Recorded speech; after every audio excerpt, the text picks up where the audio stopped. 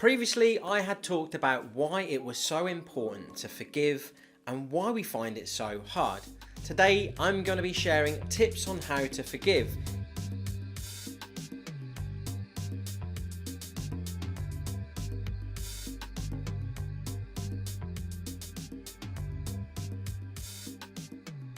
What's going on, guys?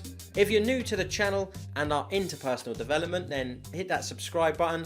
And if at any point you like what you see, give it a like. So how do we forgive someone? Well, in part one, I had discussed forgiveness and its importance in quite detail.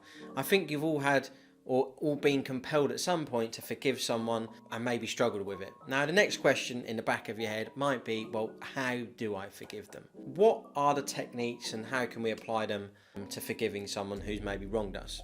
Well, today that's what I'm going to be covering. So the first one is put yourself in another person's shoes. Heard it before? Of course you have.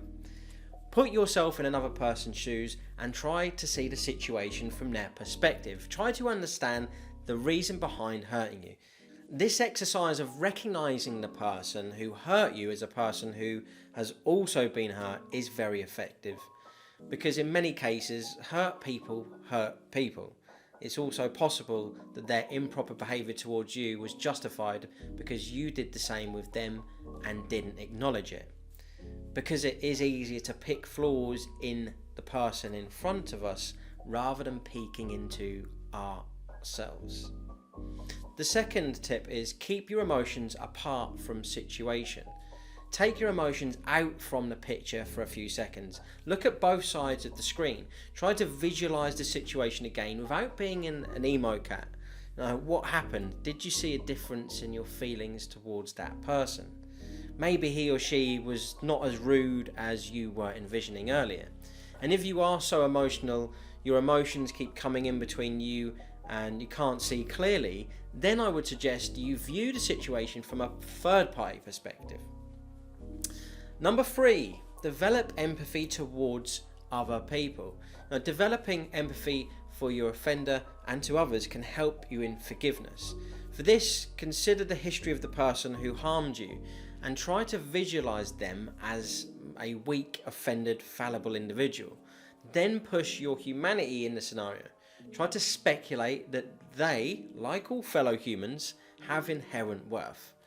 Compassion for them begins to naturally grow in your heart, which will then lead to forgiving them at the stage of yours or theirs life. Scientists have also studied that when someone thinks about forgiving someone in a hypothetical situation, the activity of neural circuits responsible for empathy increases. It highly suggests that empathy is connected to forgiveness in a lot of different ways. Still, it cannot empathise with the one who harmed you. Try to sympathise and see the difference. The next tip is, instead of blaming others, understand yourself. When someone is constantly letting you down and you continue to feel miserable, transition your focus from that person and look at yourself. Shift your mental energy to allowing yourself to be with whatever you are feeling. Tell yourself that no one has the power to make you hurt without your consent. Do not let the words of actions decide your mental state. Tell yourself that you should hold the responsibility for how you chose to respond to anything or anyone or whatever happened, and you are not ready to grant that authority to this person right now. It's tempting to bypass blame instead of self-mastery. So observe yourself and learn this skill. But what I need to be really clear is there's different levels. If someone's done something unspeakable to you, then some of these you're probably thinking that's not enough forgiveness, what you're telling me now. There's lots of different levels, okay? If someone's done something awful, I'm not going to say anything awful right now, but if someone's done something awful to you that's unspeakable, unthinkable, then that's very different. Okay, my next one then is take your side of the responsibility. It is obvious that it takes two to tangle, so broaden your viewpoint and see what was your responsibility in whatever happened. Without any guilt, own it, live it, and consider it yourself responsible for having it in your life. I know many of you will not be agreeing with what I'm saying right now, and that could be because your mind is not prepared to see yourself as somebody who contributes towards it. Okay, next one is forgive someone for the sake of your mental peace. As already discussed, that the act of forgiving others is less about making the world a kinder one and more about helping yourself. As we all know, that feeling bad is bad for you. So stop thinking yourself a guardian angel and your actions so noble and holy while you're trying to forgive someone. Instead, think of it as a struggle you are taking for your mental and physical health. Just like exercise, which feels difficult initially, and then you keep yourself motivated to exercise due to your health. Thinking about forgiveness for yourself and not for your offender makes it much easier. And the next one is think of the times someone's forgiven you. As humans, we all are not exempt from mistakes. We have committed acts of regret, intentionally or unintentionally. We hurt people. Sometimes we realise and sometimes we move on without even realising that we've harmed someone. So when it feels so hard to forgive someone, rewind, go back to memory lane and inspect how some people forgave you. And look, just think about how it made you relieved when someone's forgiven you before. Okay, next one is live in the present. When we find it difficult to forgive, often it is because we are not living in the present and we are assigning more importance to the past. Always be in the now.